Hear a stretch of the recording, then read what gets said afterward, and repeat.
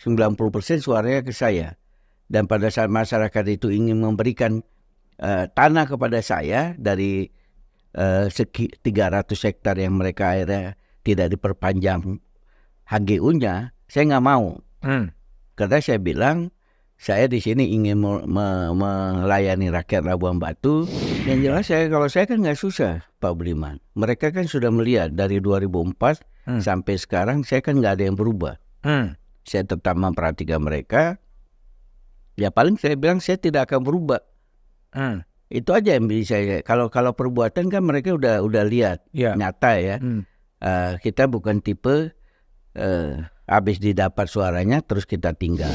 Nah, termasuk kalau ada yang nyeleneh anggota kepolisian, kejaksaan, itu bisa langsung kita inikan. Jadi kita cuma bisa dari sisi hukumnya terutama, Pak Budiman. Karena Komisi 3 itu kan nggak bisa bawa traktor apa segala macam kan.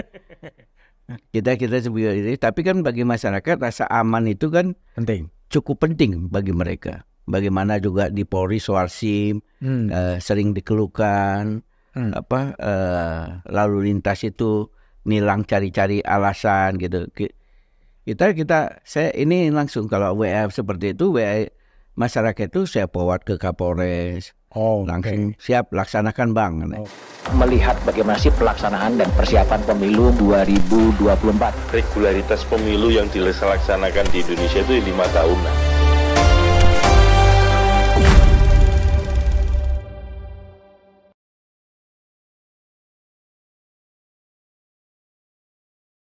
Oke, jumpa lagi di Back to BDM edisi The Candidate. Kembali saya akan mengajak ngobrol calon-calon anggota DPR yang akan berkontes di pemilu 14 Februari 2024. Mungkin ini bukan caleg karena dia adalah tamu saya kali ini adalah sudah menjadi anggota DPR, bahkan saya boleh sebut adalah veteran ya. Veteran karena terlalu senior gitu.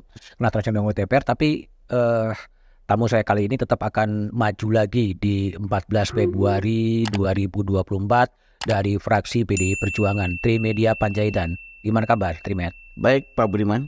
Baik. Terima kasih diundang lagi. Diundang lagi ya. Aku nih bingung sebetulnya. Kamu ini udah ini pileg yang keberapa yang kamu ikutin? Kalau pileg yang saya ikutin yang ini ke-6 nanti. Ke-6 2024 ini. Pertama 99, saya dari Sumatera Selatan.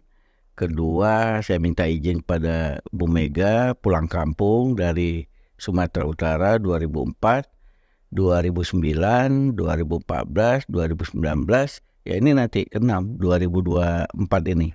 Ke-6 ya. Itu berarti nanti kalau kemudian saya 21 tahun. Sudah 21 tahun menjadi anggota DPR. Baru 21 tahun. Baru 21 tahun untuk menjadi anggota DPR. Yeah. Dulu sempat gamang ya, mau maju mau enggak. Waktu ini, sekarang ini. Sekarang. Sebenarnya saya sudah memutuskan sejak kita rapat keluarga itu, saya, anak-anak saya, dan istri saya tahun lalu ya. Awal tahun lalu 2022 waktu corona kan kita masih lebih sering di rumah ya. Jarang keluar walaupun sudah mulai reda, bahwa saya nggak mau maju lagi karena saya merasa sudah cukup lah. Saya 22 tahun jadi anggota DPR, saya terima kasih bisa mengabdikan diri kepada negara, kemudian kepada PDI Perjuangan, sudah diberikan kesempatan 22 tahun. Kemudian saya juga ingin menunjukkan bahwa kita juga harus tahu batasnya, tidak boleh kita terus, supaya ada regenerasi juga di antara kader-kader. Karena dua yang saya iniin, pertama itu, kedua kesepakatan keluarga besar saya, kalau saya sudah di gelanggang politik di DPR, jangan ada abang adik kakak saya turun, terjun. Dan itu kami pegang teguh sampai dengan hari ini. Nah makanya saya berpikir itu, kemudian saya juga sudah mulai lebih serius jadi pengacara, men-set up kantor pengacara saya, kemudian juga usaha-usaha yang lain, kemudian juga saya mengambil S3. Sedang ngambil S3 di Universitas Borobudur. Kemudian saya juga di gereja, saya jadi sintua, ditabiskan 13 Desember yang lalu. Jadi saya pikir umur saya juga nanti pada saat 2024 sudah 59. Saya suka bercanda di Alkitab 70 tahun. Jadi 11 tahun lagi saya pikir ya. Sudah anak saya sudah lulus 1, nanti tahun depan lulus yang kedua lulus. Ya udah saya tinggal sama lihat anak-anak, lihat istri, kemudian ya menjaga kesehatan. Udah itu aja pikiran saya. Terus siapa yang tiba-tiba Nah, penetapan Pak Ganjar sebagai presiden 21 April. Ya, kemarin itu kita liburan keluarga, kena anak-anak mulai gede, susah sekali cari waktu. Sama-sama kita liburan ke Bali. Nah, hari Seninnya mungkin tanggal 24 itu ya, 21, 22, 23, 24, Pak Bambang Pacul telepon saya. Beliau bilang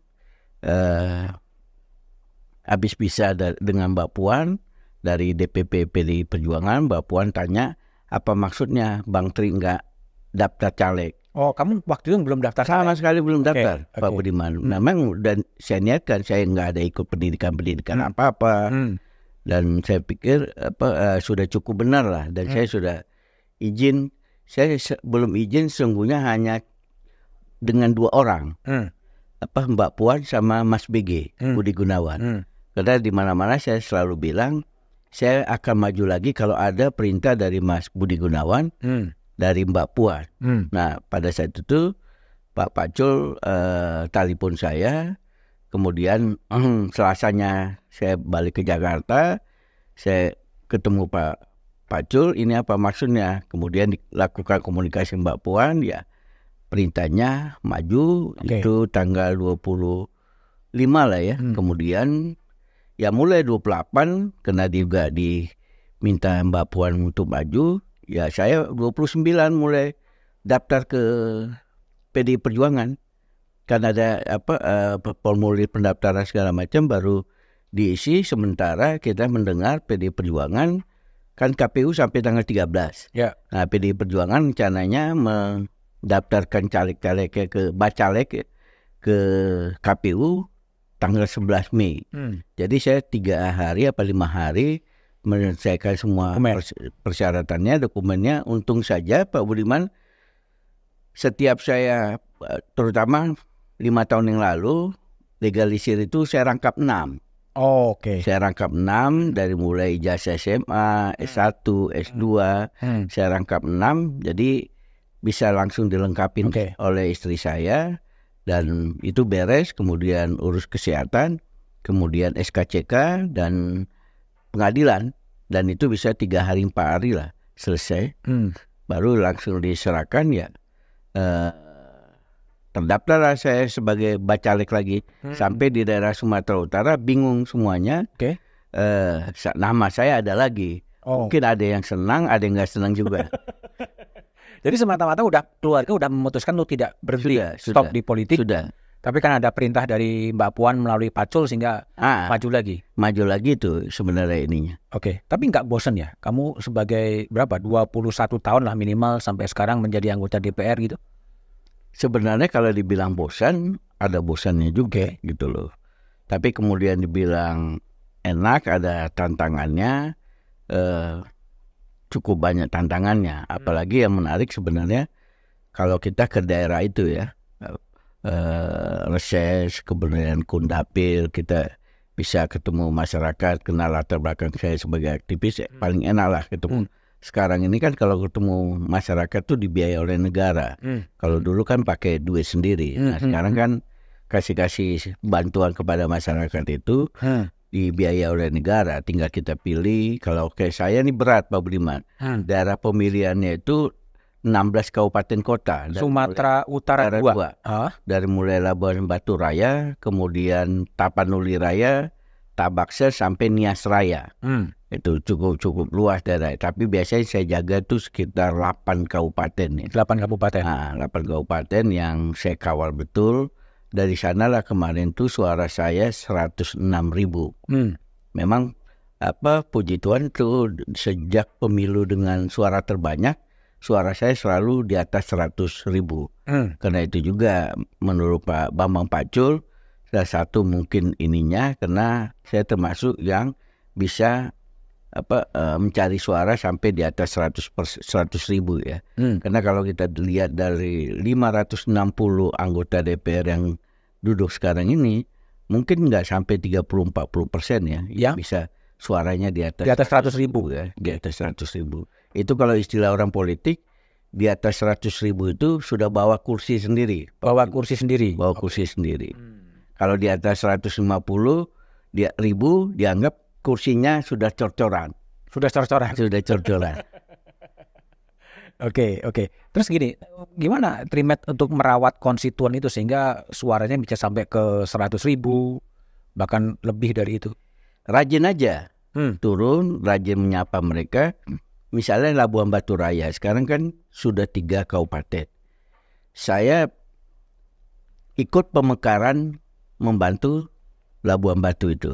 Dari 1 kabupaten menjadi 3 kabupaten. Kedua, saya ikut membantu setiap ada konflik tanah. Karena Labuan Batu adalah daerah sawit, Pak Budiman. Dan memang rentan dengan konflik tanah. Sampai saya itu di daerah desa Perjuangan, namanya, kita berhasil sama kawan saya sudah almarhum Pak Effendi Panjaitan bisa membebaskan 300 hektar lahan sawit, sehingga sampai sekarang kalau saya datang ke sana, masyarakat itu masakin buat saya.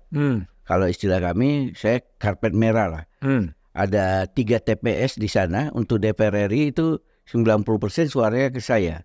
Dan pada saat masyarakat itu ingin memberikan tanah kepada saya dari 300 hektar yang mereka akhirnya tidak diperpanjang HGU-nya, saya nggak mau.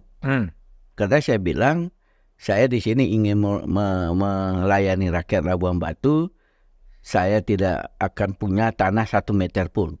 Dan itu saya buktikan dari mulai 2003 ya, saya main-main ke sana, sampai dengan hari ini 1 meter pun nggak ada tanah saya. Padahal banyak pejabat-pejabat yang kalau keluar dari Labuan Batu itu kebun sawitnya bisa 100 hektar, Pak Budiman. Nah, pada saat itu saya kan pernah ketua Komisi 3 2005-2009. Saya suka bercanda, masa lebih hebat mereka daripada gua. Kalau mereka dapat 100 hektar ya harusnya gue 300 hektar, saya bilang. Tapi masyarakat itu tidak melihat saya nggak cari apa-apa di sana, sehingga saya selalu bilang kepada Kapolres di Labuan Batu, jarum jatuh juga saya tahu di Labuan Batu ini. Okay. Dan tolong jangan disakiti masyarakat Labuan Batu. Itu yang selalu saya pesankan. Mungkin itu yang membuat mereka senang sama saya. Saya juga senang. Labuan Batu itu bukan kampung saya, Pak Budiman. Okay. Kampung saya di Tapanuli. Tapi saya bisa diterima di sana, saya senang. Apalagi di sana mungkin 80 sampai 90% masyarakatnya Muslim. Saya bisa diterima dengan baik di sana. Saya diperlakukan sebagai warga negara rakyatnya Labuan Batu, sehingga saya senang. Bahkan Bu Mega tempo hari pernah saya bawa ke Labuan Batu pada saat Pilgub Tirtamtomo tempo hari. Itu saya bawa ke Labuan Batu. Itu kunjungan ke daerah kan berarti juga kos kan, Trimet? Jadi gimana? Kosnya kan cukup besar juga. Semakin frekuensinya banyak turun ke bawah kan kosnya juga besar. Kan kalau DPR sekarang ada reses. Oh, pakai reses ya? Iya, 2 bulan, 3 bulan sekali lah paling lama. Terus ada Kundapil kan, kunjungan dapil pemilihan. Oke. Kemudian ketiga ada sosialisasi MPS, 4 pilar. Jadi ada 3 pintu yang bisa dipakai untuk berinteraksi ya. Sehingga sebenarnya kalau incumbent kalah, ada yang keliru dengan dirinya sebenarnya. Dengan 3 yang bisa dilakukan itu ya. Yang rutin bisa kita lakukan setiap tahun. Tapi gini, kalau nanti akan maju lagi ke mana ke untuk yang ke-6 kalinya gitu, yang dijanjikan Trimet kepada konstituen-konstituen Anda di Sumatera Utara 2 seperti apa ya? Yang jelas kalau saya kan nggak susah, Pak Budiman. Mereka kan sudah melihat dari 2004 sampai sekarang saya kan nggak ada yang berubah. Saya tetap memperhatikan mereka. Ya paling saya bilang saya tidak akan berubah. Itu aja yang bisa saya. Kalau perbuatan kan mereka udah lihat nyata ya. Kita bukan tipe habis didapat suaranya terus kita tinggal. Terus kita lakukan komunikasi sehingga sebenarnya pada saat tempo hari yang Pak Budiman buat selalu kalau wawancara kami di Harian Kompas misalnya Trimedia Panjaitan dari Dapil 2 itu sebenarnya sangat bagus. Cuman sekarang Kompas nggak pakai dapil-dapil lagi sih. Kalau diulangi lagi dapil begitu itu bagus dan itu juga kita jual ke masyarakat gitu loh. Sehingga mereka juga merasa walaupun tidak disebut kabupatennya satu persatu, mereka tahu untuk DPR RI dapil 1 mana, dapil 2 mana, dapil 3 mana. Karena untuk Sumatera Utara kan 3 dapil untuk DPR RI. Oke. Jadi tetap tidak akan berubah, tetap akan memberikan atensi, memberikan perhatian kepada daerah yang memilih Trimat menjadi anggota DPR. Iya, karena saya sampai sekarang sejak 2009 sampai 2009 lah, tapi paling rigid tuh 2014 2019 kemarin saya database-nya komplit Pak Budiman. Database apa? Database di mana suara saya. Di TPS mana gitu. Walaupun orangnya nggak bisa ya.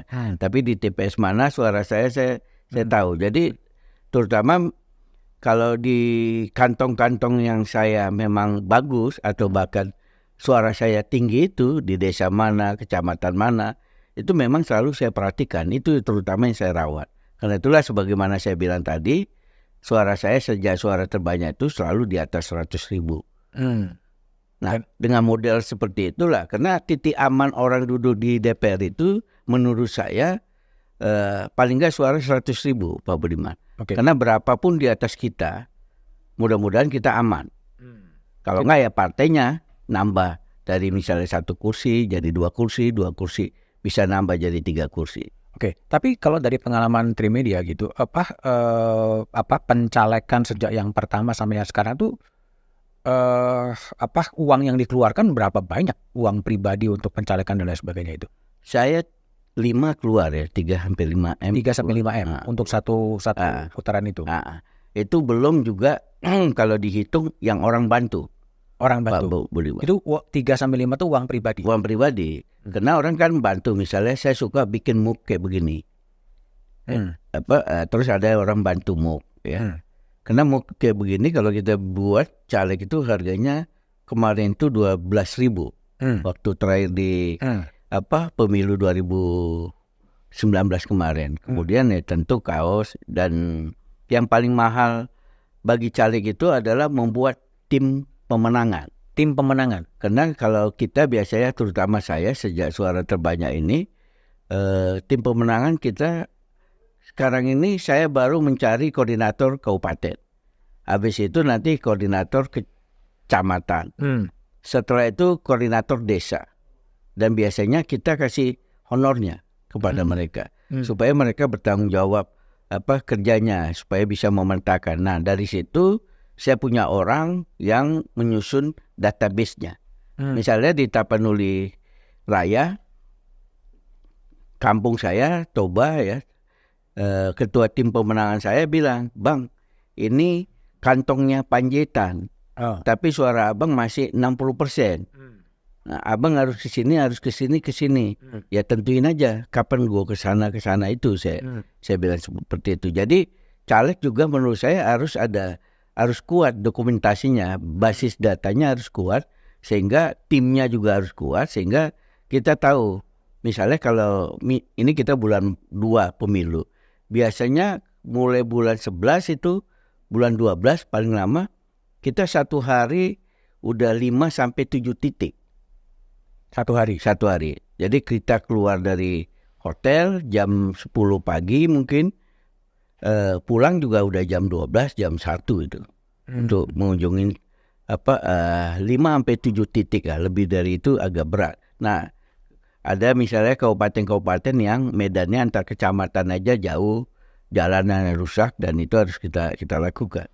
Itu 35 miliar itu kira-kira tahun lalu ya, pemilu lalu ya? 2019. Sekarang akan lebih besar. Saya kira ya. Saya kira ya. Yang paling pasti honor tim. Honor tim pemenangan. Pasti naik. Gitu loh. Karena seperti saya di Tapanuli Raya ada ketua timnya. Di Labuan Batu Raya ada ketua timnya. Nah, ini honor yang paling tinggi nih. Mungkin bisa seperti honor orang pemula jadi wartawan. Kalau biaya saksi itu siapa yang pegang? Itu kita ikut gotong royong. Pertama kan dari DPP ada. Kemudian juga caleg DPR RI, provinsi, kabupaten. Itu gotong royong. Tapi pastilah dari caleg DPR RI yang mungkin dianggap rezekinya lebih banyak, ya kontribusinya lebih besar. Jadi sebetulnya biaya politiknya mahal juga ya sebenarnya untuk masalah gitu ya? Mahal biaya politiknya. Itu juga sebenarnya membuat saya tadinya mikir juga. Lebih bagus saya bisnis saja. Bisnis saja? Nah, itu juga mikir. Tapi karena ada arahan dari DPP sehingga... Bukan, khususnya Mbak Puan. Khususnya Mbak Puan? Ya, khususnya Mbak Puan. Nah, makanya saya WA lagi Mas BG, ya harus maju Mas. Karena kalau ibu kan kita jarang berkomunikasi, ya kita yang masih bisa rutin WA kan sama Mbak Puan sama Mas BG. Oke. Selama hampir 20 tahun ya jadi anggota 21 tahun menjadi anggota DPR. Apa sih yang menjadi kepuasan dari Trimed sampai kemudian menikmatilah sebagai wakil rakyat itu kemudian minimal bisa memperjuangkan aspirasi publik, aspirasi daerah pemilihan? Pertama saya terlibat di dalam undang-undang advokat. Oke. Undang-undang 18 ya. Kemudian banyak undang-undang yang bisa terlibat. Undang-undang HAM juga saya terlibat. Gitu. Ya soal-soal seperti itu sampai kemarin terakhir KUHP kita juga bisa ikut terlibat. Nah, sebagai orang hukum kita juga bisa mengawal kinerja kepolisian, kejaksaan, Mahkamah Agung. Saya ikut dari sejak pendirian KPK. Saya ikut sejak pendirian Komisi Yudisial. Saya ikut sejak pendirian Mahkamah Konstitusi. Ya bagi saya itu sesuatu yang tidak semua orang bisa seperti itu. Karena 3 lembaga itu kan terutama misalnya MK dan KY itu kan perintah undang-undang dasar dibentuknya Pak Budiman. Saya bagian dari yang terlibat dalam proses terbentuknya institusi negara itu. Saya cukup senang. Kemudian bagaimana mengawal, saya ingat dulu waktu saya awal di DPR anggaran Polri itu mungkin 8T ya. Sekarang 110T anggaran Polri, begitu juga kejaksaan naik anggarannya. Kita lihat ada kemajuan di mereka. Walaupun juga masih belum bisa seperti yang diharapkan oleh masyarakat. Ya paling enggak kita terlibat ya. Kedua, urusan daerah ya kita setiap ada keluhan masyarakat bisa kita segera misalnya kalau saya kan aksesnya di penegak hukum.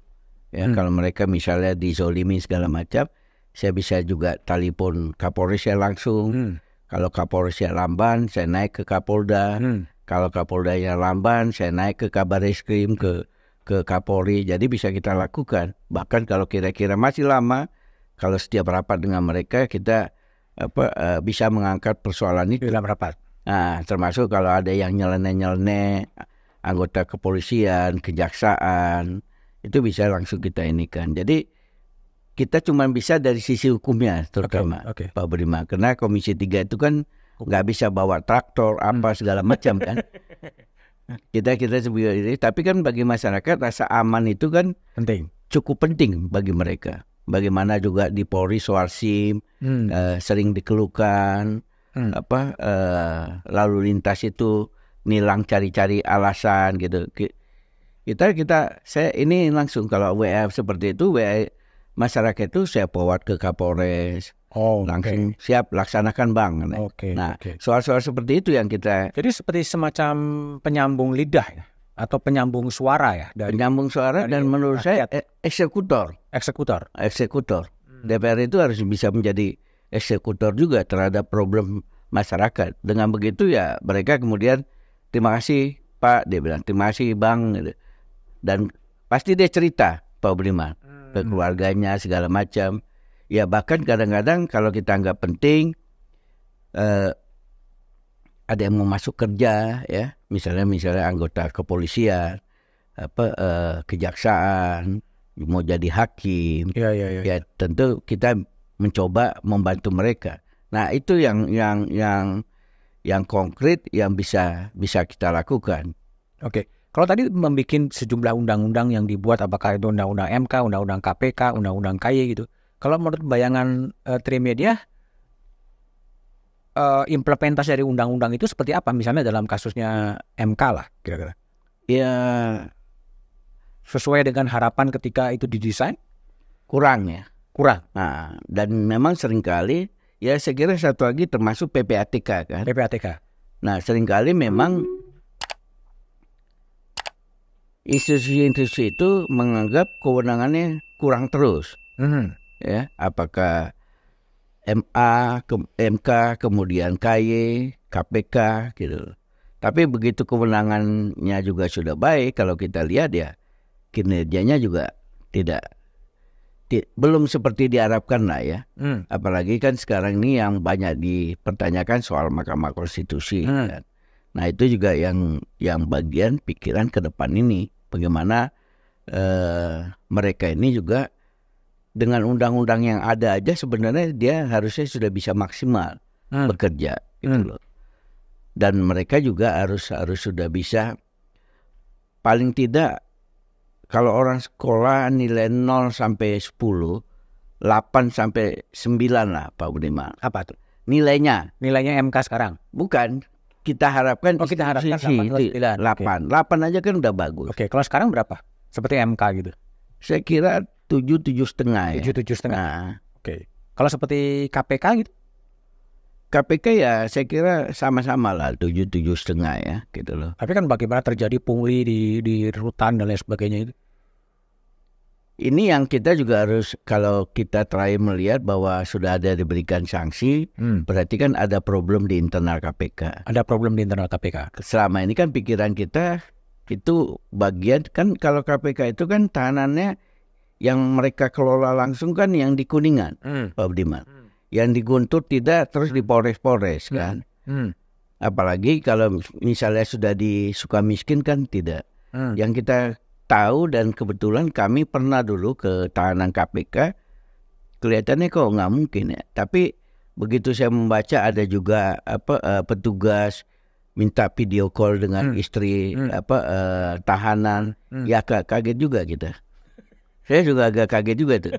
Padahal kita ditunjukkan waktu kita periode yang lalu ya ke KPK bagaimana CCTV di mana-mana. Mereka juga tempatnya sempit, nggak ada fasilitas telepon segala macam, ada sampai seperti itu, kaget juga saya. Oke. Tapi kalau bayangan Trimet dengan dulu undang-undang dibuat dengan sebaik mungkin, tapi pelaksanaannya menjadi seperti sekarang dalam kasus KPK, sebenarnya KPK ini mau jadi gimana sebenarnya?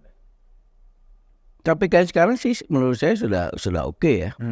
Tinggal lagi kita kan tahu lah Pak Budiman, dari sejak Pak Firly mencalonkan banyak nggak suka. Tapi beliau jalan terus. Dari mulai dia menjabat kan soal pakai helikopter udah dilaporin. Tapi kan kalau saya kenal Pak Firly itu mungkin letkol ya, apa mayor ya. Pak Firly orang yang cukup punya integritas ya. Ya kita tidak bilang dia malaikat, cukup punya integritas. Di polisi juga kita sepanjang yang saya kenal dia sampai terakhir Kapolda Sumsel ya. Ya orang nggak niku-niku gitu loh. Bukan juga kita bilang malaikat, tapi orang ya di antara polisi-polisi yang ini dilihat ya 7,5 lah. 7,5 lah ya. Nah, yang paling nggak lulus mana kalau dari tadi ada MK, KY, PPATK, KPK. Saya kira standar semua ya. Standar ya. Belum standar ada yang semua. 9. Yang terakhir ini yang agak kita lihat terlalu maju juga jalannya kan MK. Ya. Terlalu maju itu artinya apa? Ya dari putusan-putusannya lah. Ya. Terakhir kan putusannya soal usia pensiun pegawai panitera mereka, dia mengatur untuk dirinya sendiri. Itu ya saya kira ya gitu loh. Apalagi kita mendengar mau ada putusan membatasi periodisasi jabatan ketua umum parpol gitu loh. Nah, soal-soal seperti itu fokuslah kepada awal pembentukan MK itu menjaga konstitusi. Oke. Kalau tadi Trimet nyebut soal pembatasan ketua umum parpol, menurut Anda perlu dibatasin nggak sih itu? Saya kira nggak perlu dibatasin ya. Nggak perlu dibatasin. Ketua umum parpol kan yang memilih anggotanya. Kalau misalnya dianggap ketua umumnya itu memang bisa membawa kebesaran bagi partainya, katakanlah seperti Bu Mega gitu loh. Loh, 2 kali pemilu, siapa yang bisa ini kan soal kinerja Ibu. Dan sampai sekarang tidak pernah punya persoalan hukum. Kalau pembatasan masa jabatan anggota DPR? Kalau anggota DPR justru menurut saya perlu dibatasi. Perlu dibatasin mana? Ya maksimal sebenarnya 3 periode udah. 3 periode cukup? Udah cukup. Kenapa perlu dibatasin? Karena memang kan nomor 1 harus ada regenerasi. Harus ada regenerasi. Kedua juga sebenarnya kalau satu orang di satu tempat terlalu lama kan menurut saya kurang bagus juga. Jadi kalau menurut Anda memang sebaiknya dibatasi maksimal 3 periode gitu. Kalau menurut saya yang untuk DPR dalam satu dapil. Kecuali dia PAW ya. Oh, dia PAW. Nah, PAW. Kalau PDIP kan sudah mulai Pak Budiman. Yang caleg dari mulai 99 sudah 5 kali itu nggak boleh. Saya bolehnya karena saya PAW. Oh, PAW yang pertama ya? 99 ya? Iya, saya kan pemilu 99, saya PAW. Jadi kalau PDI Perjuangan kawan-kawan yang caleg dari mulai 99 itu nggak bisa maju, nggak dikasih Ibu. Dan berarti PDIP memulai 5 periode kan? Nah kalau 3 periode itu kan itu udah jelas ada limitasi. Iya. Ya, Tapi kan aturannya belum ada kan sampai sekarang? Aturan belum ada, itu masih kebijakan ya yang dilakukan di ART PDI Perjuangan juga sepanjang pengetahuan saya tidak ada. Tapi itu kebijakan yang diambil oleh Ibu. Tapi kalau pandangan pribadi Anda sebaiknya memang dibatasi 3 periode saja untuk menjadi anggota DPR. Iya. Di satu dapil. Iya. Tiga periode saja, kecuali dengan catatan dia tidak PAW. Dia PAW. Nah kalau dia PAW, katakanlah periode pertama dia PAW, ya itu dikasih inilah. Atau periode pertama full, periode kedua dia PAW.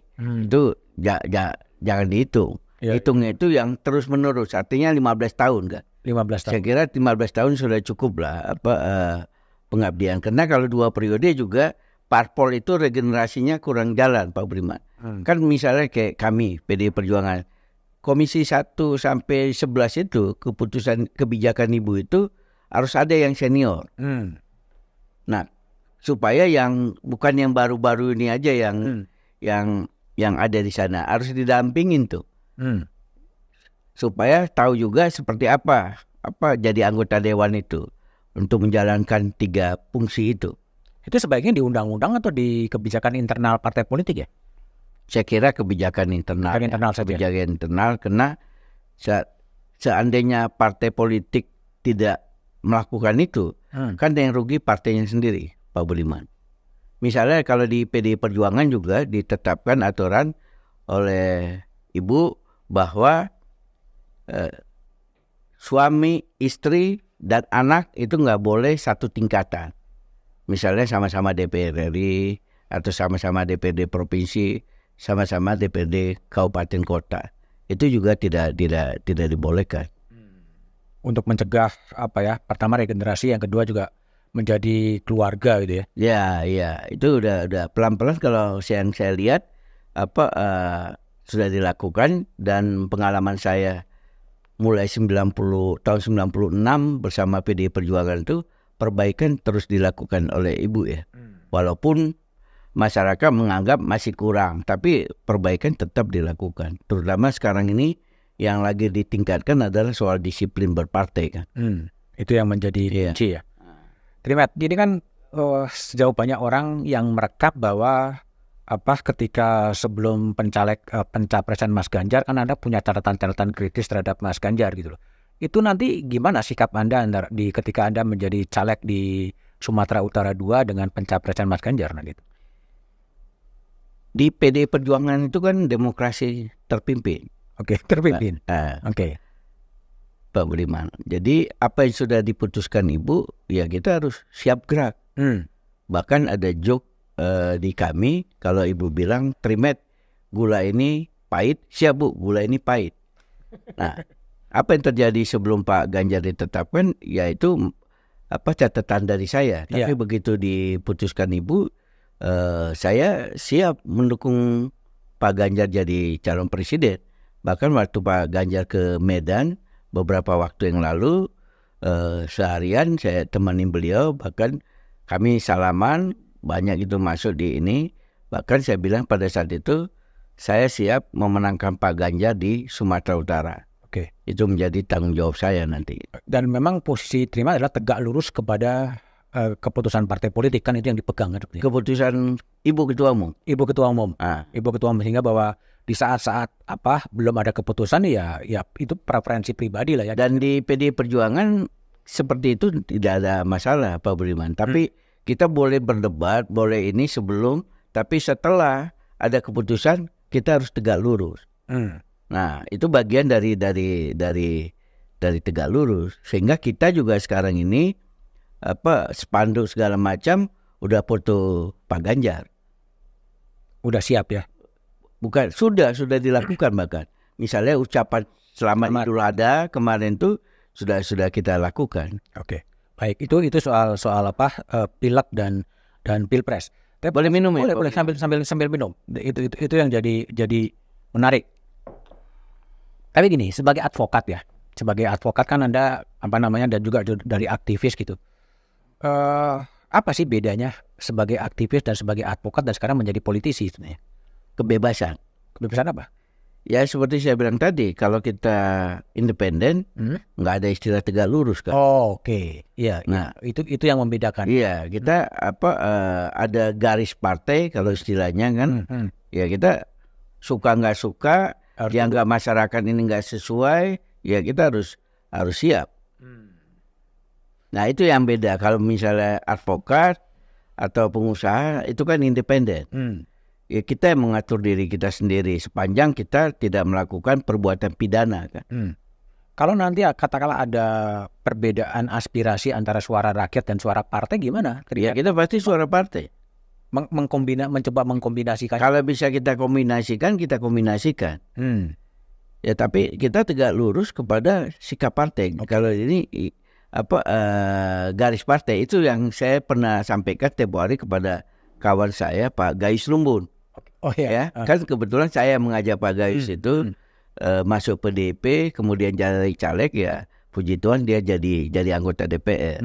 Saya bilang, Bang, abang ini boleh profesor doktor hukum Bang, tapi nomor satu abang di PDIP junior, walaupun usia abang udah senior.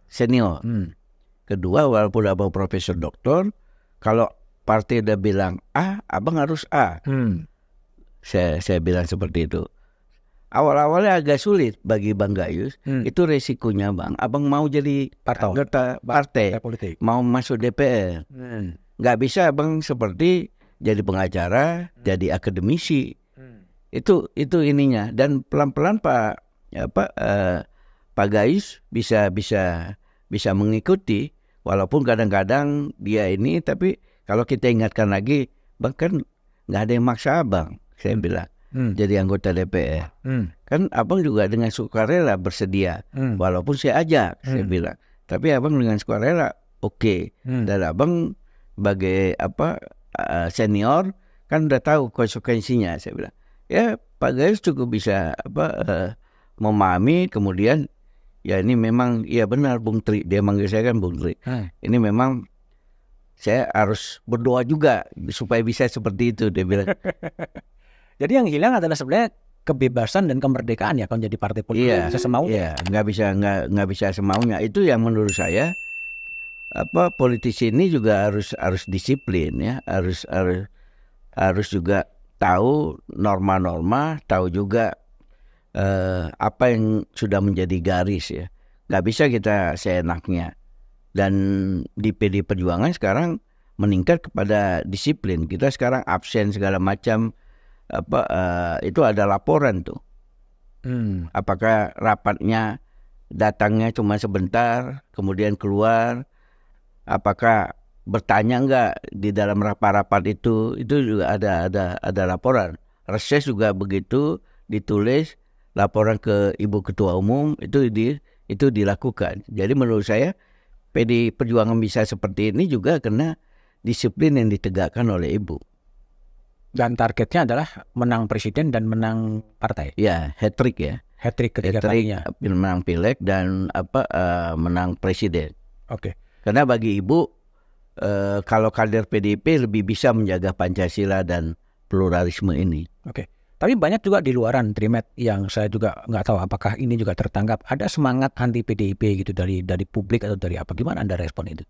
Saya kira biasa ya. Mungkin mereka ada yang nggak suka itu melihatnya iri hati. Kok bisa menang terus? Itu aja faktornya. Padahal kalau seandainya mau diikutin Pak Ketua-Ketua Umum Parpol ini, cara-cara Ibu mengelola partai, pasti mereka juga bisa seperti itu. Ya. Jangan juga kita bilang kita tidak ada mahar, tapi begitu orang itu jadi pejabat, direpotkan lah. Itu juga nggak boleh, nggak ada ini, nggak ada aja gitu loh. Dan kita mau jadi caleg, kan itu tanda tangan Ibu semua itu. DPR RI, provinsi, kabupaten, kepala daerah, mungkin sampai calon presiden, calon gubernur. 1 sen juga yang saya tahu, saya ikutin karena saya juga 2 periode sebagai ketua Dewan Pimpinan Pusat PD Perjuangan. Selain saya dari 96 mendampingin Ibu, nggak pernah dilakukan Ibu. Apanya? Hal-hal seperti itu, mungut-mungut. Kalau Ibu mau ya berapa? Iya. Mungkin udah jadi triliuner mungkin Ibu. Karena Ibu mengurusin pom bensin Pak Taufik aja, beliau udah nyaman sekali itu. Iya. Ribet. Jadi kalau Anda sih karir politik memang akan berakhir di parlemen atau punya pikiran sih untuk menjadi tidak lagi di legislatif tapi pindah ke eksekutif atau apa? Kalau itu soal garis tangan, Pak Budiman. Garis tangan. Itu bukan kita bilang kita nggak ingin apa segala macam. Itu tinggal garis tangan. Terserah ya. Kalau Tuhan bilang Trimet, kamu cukup sampai di DPR aja, di legislatif aja, tidak ada eksekutif, ya terima kasih Tuhan. Terima kasih Tuhan. Tapi kalau dibilang kamu, saya lihat baik-baik kata Tuhan, kamu saya kasih di eksekutif, terima kasih Tuhan juga. Nggak ke yudikatif juga? Kalau ke sana saya nggak ada kepikiran, karena saya masih S2 Pak Budiman. Oke, harus. Kalau saya makanya sekarang lagi belajar lagi. Saya ngambil S3 di hukum ya. Ya seperti saya bilang tadi, doktor hukum kan di Universitas Borobudur hukum kan, Fakultas Hukum. Jadi saya pikir saya juga bisa itu tadi. Karena kan yang paling sulit, saya cuma satu berdoa dari tahun kemarin Pak Budiman, kalau saya tidak jadi anggota dewan lagi, saya harus mempersiapkan diri untuk tidak jadi pejabat negara. Oke. Karena berarti kan saya 22 tahun jadi pejabat negara. Biasanya kalau ada undangan segala macam di kursi nomor depan, paling depan. Terus di setiap orang sambutan seperti inilah tadi baru Munas KOI saya disebut, mungkin bukan sekedar sebagai ketua umum Gulat. Itu Pak Okto bilang anggota Komisi 3 DPR RI. Nah, kalau kita nggak menjabat kan harus siap. Sebenarnya setahun ini doa saya itu siapkan mental saya aja. Kalau yang lain-lain kesibukan. Saya udah saya sekarang ini Selasa Minggu saya melayani di gereja. Waduh. Iya. Panitua apa namanya? Sintua. Saya hari Selasa sermon, hari Minggu melayani dari mulai liturgis membaca ini Itu sejak kapan? Saya learningnya belajarnya setahun, udah dari 2021. Kemudian dilantik oleh disahkan oleh Porusaka BP Pak Robinson kemarin itu 13 Desember. Oke, jadi udah mempersiapkan seandainya kemudian tidak lagi menjadi pejabat. Iya, karena hitungan saya sederhana, saya bisa sampai 70 tahun sudah terima kasih. Jadi berarti 59 kurang 70 kan 11 tahun. 11 tahun. Nah, bagaimana makanya saya bilang sama istri saya, ya kita yang penting anak-anak baik-baik semua. Kita juga rezeki nggak tergantung anak. Jangan sampai kita kalau ke rumah anak, dia pikir, ini papa gue mau minta duit nih, kalau datang gue harus siapin duit. Karena saya ingat ada 3 yang disampaikan Pak Taufik kepada kami, Pak Taufik Kemal. Trimet, kalau tua jangan jadi orang susah. Katanya. Pertama, anak-anak kamu perlu uang karena sekolahnya makin tinggi, kuliah. Kedua, kalau sekarang kamu check up ke Singapura, jangan sampai kamu udah tua masuk RSCMA-nya susah. Ketiga, jangan cucu nggak dekat. Karena kalau cucu dia bilang kamu kan orang Batak. Opung ke mall dong, opung beli mainan dong. Nggak bisa, cucu nggak mau dekat katanya. Nah, itu yang selalu saya ingat dari apa yang disampaikan oleh Pak Taufik Kemas itu. Sehingga saya selalu bilang sama istri saya, ya kita juga harus independen keuangannya. Kita jalan-jalan nggak ketergantungan anak. Kita ke rumah mereka, jangan sampai anak kita berpikir, waduh, ini kasih bensin papa gua nih gitu kan. Nah, itu yang kita jaga. Habis itu ya mudah-mudahan kita masuk surga, Pak Budiman. Masuk surga. Tapi gini, ngomong-ngomong Trimet, itu cerita Anda menjadi ketua umum Gulat, ngurusin Gulat itu gimana? Emang kamu tahu Gulat? Saya itu SMP kelas 2 saya ingat. Saya kan SD SMP di Medan, Pak Budiman, di SMP 5 Medan. SD saya mungkin itulah kenapa saya fanatik dengan HKBP. Saya SD itu di HKBP 6 tahun kan. Nah, SMP kelas 2 entah bagaimana padahal badan saya nggak gemuk kayak begini dulu. Saya kan kerempeng gitu. Mungkin rezekinya juga belum ada ya, masih kerempeng ya. Saya juga kerempeng kan. Suruh ojo-ojo saya ikut Gulat. Siapa? Saya. Tahun ojo siapa? Kawan-kawan di kelas. Terus ada ini, kau ikut aja. Ada ikut. Cuman sekali main saya kalah. Nah, saya nggak Margaya Samosir, saya Sabar Samosir, guru Gulat, guru olahraga sekaligus guru Gulat. Saya dengar dia 6 tahun yang lalu meninggal tuh. Guru saya itu. Udah sampai situ aja. Kemudian berapa tahun kemudian, tahun 2000 awal, mungkin 2000 apa 2001, Pak Roy B.B. Janis jadi ketua umum Gulat. Roy B.B. Janis. Kemudian karena saya dekat sama petinggi-petinggi zaman 27 Juli 96 kan sama-sama Bang Roy terus. Trik, saya ketua umum Gulat, kamu ikut ya bantuin ya. Saya bantuin. Kalau saya bidang hukum di situ kan. Ikut.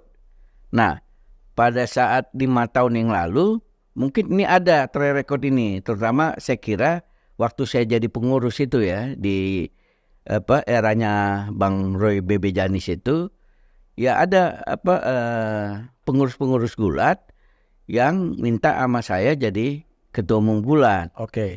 Akhirnya pas saya pikir-pikir, saya diskusi sama anak, sama istri, ya udah saya ambil aja. Tapi kan pada saat saya periode pertama itu corona kan 2 tahun lebih, kita nggak bisa melakukan apa-apa. Kedua, banyak juga yang nggak suka sama saya. Kemudian pengurus itu kenapa? Karena saya tidak mau masuk pengurus di saya ini orang-orang yang cuma cari makan. Karena mohon maaf Pak Budiman ya, banyak pengurus cabur ini yang cari makan jadi pengurus. Makanya saya kira olahraga kita ini nggak sulit maju ya. Soal-soal seperti itu banyak yang saya tidak masukkan. Kemudian macam-macam lah.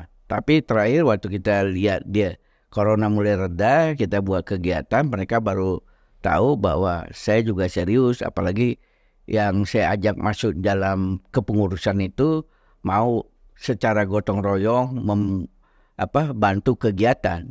Sampai kemudian saya diminta lagi terutama sama beberapa pengurus Pak Gusti Randa untuk maju ke periode kedua. Saya bilang oke lah. Itu jadi ceritanya dibawa oleh Roy B.B. Janis awalnya ya? Awalnya Roy B.B. Janis mengajak saya jadi pengurus. Mungkin itu yang mereka tahu, dan ya puji Tuhan mungkin dukungan Pak Budiman juga. SEA Games di Vietnam kita hanya 3 perak. Menpora pada saat itu Pak Zainuddin Amali sebenarnya nargetin 1. 1 emas. 1 perak. 1 perak dapat 3. Karena waktu SEA Games di Manila Gulat nggak ikut. Nah pada saat di Kamboja kemarin, kita kalau dari pemerintah sebenarnya Pak Zainuddin Amali ya masih yang merancang itu dari sejak awal 1 emas. 1 emas. Tapi kami dari PGSI itu menargetkan 2, 3, 4 Ji Samsu kalau istilah kita. Ya munculnya 6 emas, dan kita terima kasih juga kepada Pak Zainuddin Amali pada saat itu karena melihat keseriusan kita, potensi mengizinkan mengirim. Sebenarnya kita minta 18 atlet, tapi diizinkan 14 atlet. Tadinya mau 10, 6 sampai 10 Pak Budiman.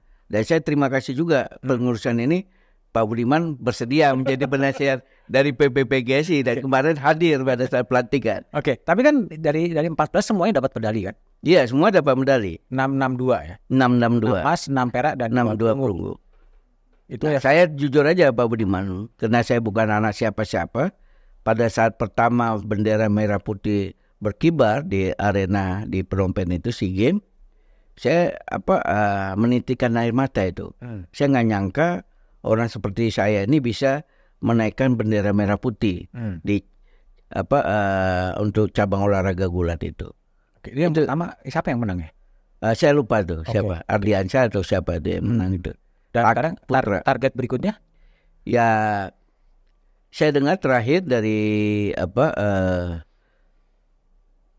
KOI dan Kemenpora, mudah-mudahan Asian Games di Guangzhou nanti ini kita diberikan kesempatan untuk 6 atlet, terutama peraih medali emas itu. Dan itu yang saya sampaikan, ya kita harus segera melakukan langkah-langkah awal, jangan menunggu anggaran dari pemerintah, karena anggaran pemerintah kan selalu di belakang. Oh, dana pembinaan berapa besar sih? Nggak ada yang pasti ya. Nggak ada yang pasti. Tapi saya sedang mendekati kawan-kawan pengusaha yang mau membantu. Kemarin saya ada satu perusahaan cukup besar mau, jadi saya bilang kalau misalnya mau ngadain kejuaraan di tingkat daerah, tolong biayai, kita jangan pegang uangnya. Ya. Orang mas saja pegang duitnya, yang penting kegiatan jalan. Ya. Begitu juga kalau mau ada tryout di luar negeri, kita nggak usah pegang duitnya. Ya, orang mas saja yang jalani. Jadi nggak ada wasangka pada kita. Sampai saat ini 5 tahun saya jadi ketua umum PGSI, Pak Budiman, kita belum pernah mengambil anggaran dari Kemenpora untuk biaya kesekretariatan. Padahal harusnya ada. Dan kantor kesekretariatan kita mungkin hampir 2 kali dari ini ya. Kita renovasi sendiri. Karena kalau nunggu pemerintah nggak akan jalan. Dan apa yang ditetapkan oleh Presiden Jokowi sebenarnya itu sudah bagus. Mudah-mudahan bisa berjalan ya. Ada BUMN jadi bapak asuh cabur-cabur. Dan tadi saya belum ada gulat ya? Gulat belum ada. Ya saya coba dengan pergaulan yang ada aja. Ya. Dengan pergaulan yang ada, kita dilihat kawan-kawan itu ya, puji Tuhan kita udah nunjukkan dengan SEA Games kemarin ya. Sehingga karena hasilnya itu kan termasuk ke Pak Budiman, saya WA kan. Jadi kawan-kawan itu melihat. Bahkan waktu diterima presiden peraih medali emas itu, memberikan bonus di istana itu, pada saat salam saya kan Pak Jokowi kaget, Pak Trimin ngapain di sini? Loh, saya ketua umum gulat Pak. Saya bilang, gulat ini 6 emas, 6 perak, 6. Sekarang saya jadi gagal bilang 2 perunggu. Jangan salah Pak, kalau gulat nggak 6 emas, Indonesia nggak urutan ketiga, saya bilang. Oh begitu, dia bilang. Masa Menpora nggak cerita, saya bilang. Ya saya sampaikan seperti itu. Dan memang sekarang enak ceritanya Pak Budiman, tapi mengerjakan itu tidak enak. Dan saya terima kasih kepada Mbak Puan mau namanya dipergunakan untuk kita membuat satu agenda tahunan yang sudah tetap, Kejurnas Gulat Piala Puan Maharani. Dan dia oke ya. Dan dia oke, bantu juga Pak Budiman. Bantu juga. Dan dia problemnya kan mempertahankan prestasi akan lebih susah. Nah itu, makanya kita juga kemarin terima kasih kepada Kemenpora memfasilitasi membuat Kejurnas U20. Saya tadi tanya Pak Gusti, kira-kira ada nggak potensi? Dia bilang sekitar 5 orang sih ada yang bisa kita jaga dengan beda-beda kelas ya. Oke. Tapi yang jelas kalau Asian Games kita paling bisa berbicara di kelas 70 ke bawah Pak Budiman. Kalau udah di atas 80 itu udah tan yang begitu tuh. Oke, Kazakhstan. Oke, Trimedia Panjaitan, itulah obrolan saya dalam The Candidate bersama dengan Trimedia Panjaitan yang akan ke-6 kalinya jadi caleg di daerah pemilihan Sumatera Utara 2 di 14 Februari 2024. melihat bagaimana sih pelaksanaan dan persiapan pemilu 2024. Regularitas pemilu yang dilaksanakan di Indonesia itu 5 tahunan.